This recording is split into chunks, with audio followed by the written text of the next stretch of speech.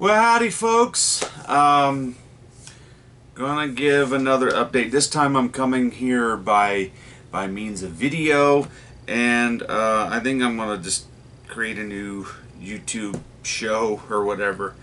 Um, I haven't decided what I'm gonna call it yet, but I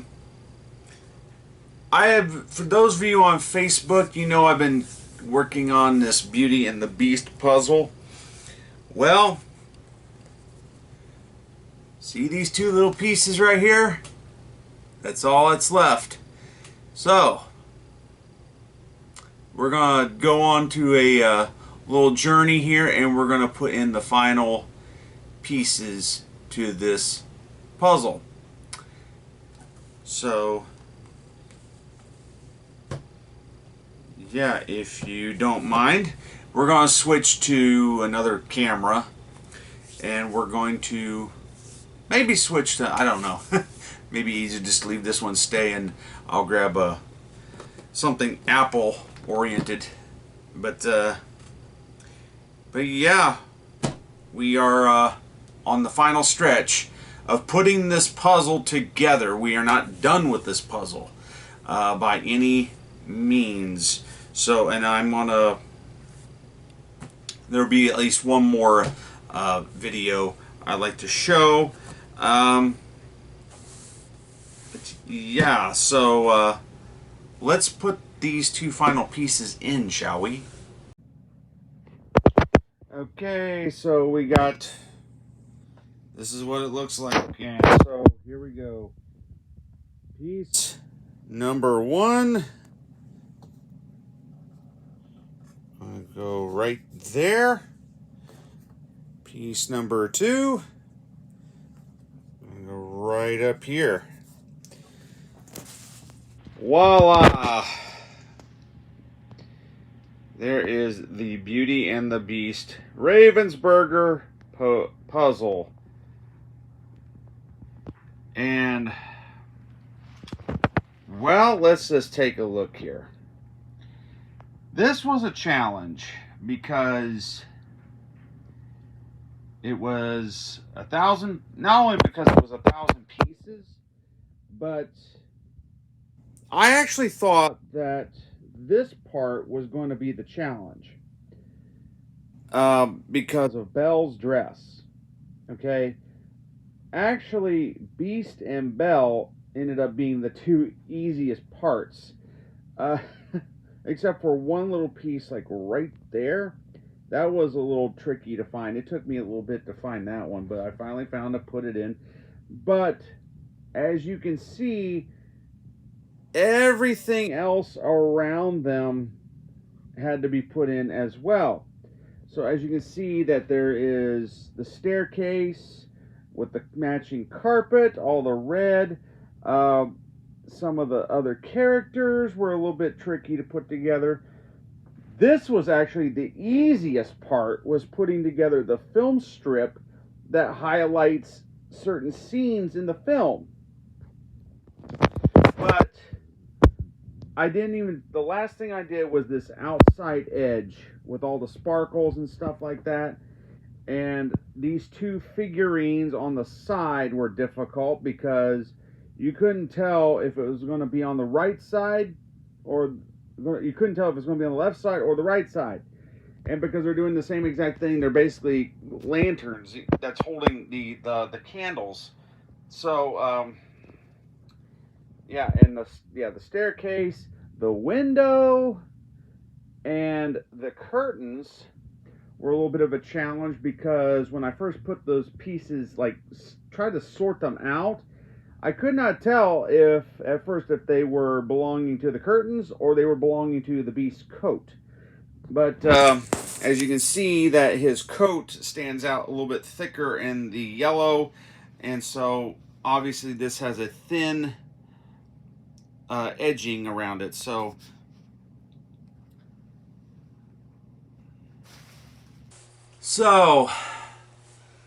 this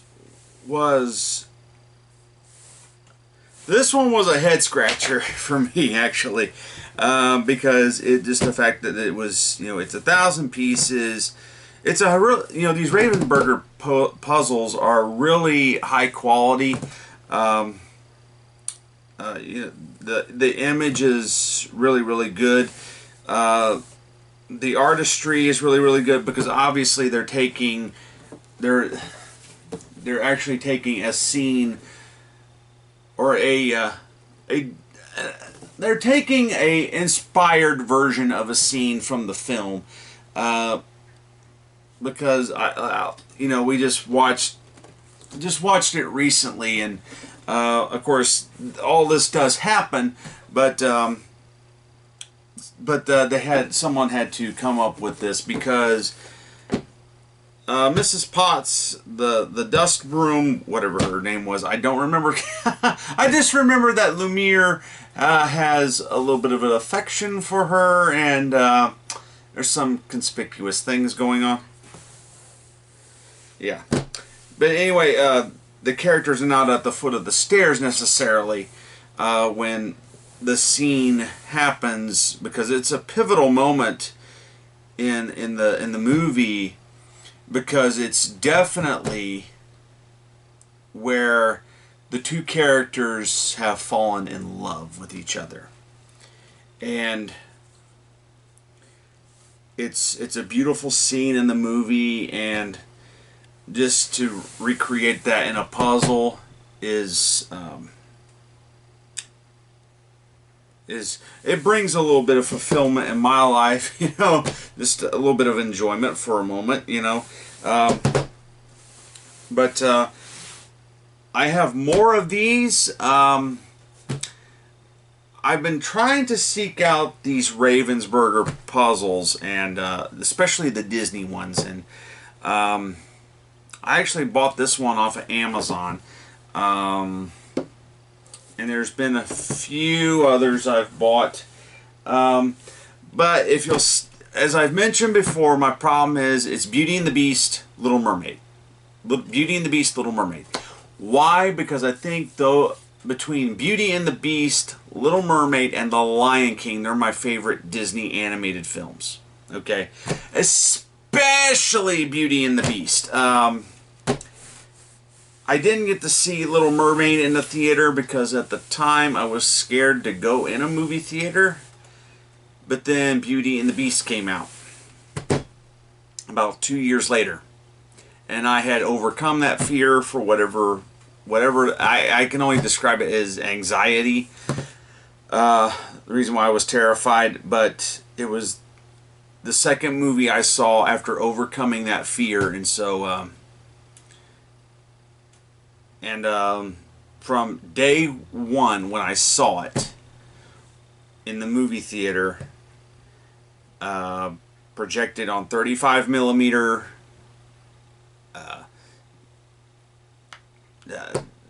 in stereo sound, did not hear the movie in surround sound until in the past 20 years actually, when it came to DVD. But yeah, this is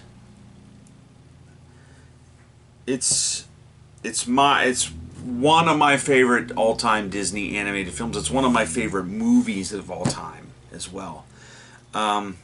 Just a beautiful love story, and it's very very metaphoric. You know what the way Disney told this story, and it's,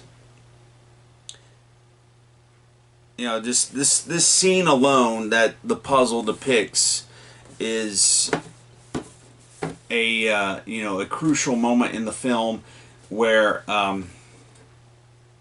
the romance is coming into blossom, but it's not quite to the point where it's breaking the spell. It's at the moment where, hey, they're coming together.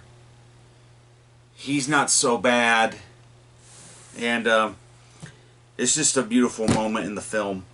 And this puzzle is a gorgeous representation of that.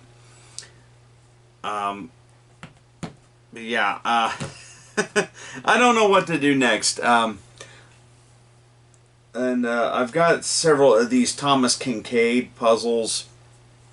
I could probably put one of those out. But I'm not done with this Beauty and the Beast puzzle, because I'm actually going to make a poster out of it. And I'm going to do what I can to decorate my house with this stuff. And of course, I'm a bachelor. I can do this, so haha, you know.